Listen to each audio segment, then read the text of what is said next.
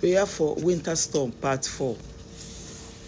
Keep us close to your heart as we have fears and uncertainties. We affirm that you are our refuge and fortress, to guides in whom we trust. Guide us in how to prepare for the storm. Our refuge is times of trouble. He cares for those who trust in him. In the mighty, comforting name of Jesus, I pray. Amen. So right now that we are praying for the winter storm, we are praying so that God will help us so that we can, take everything out from our mind. So we thank God for that, and he's going to do it.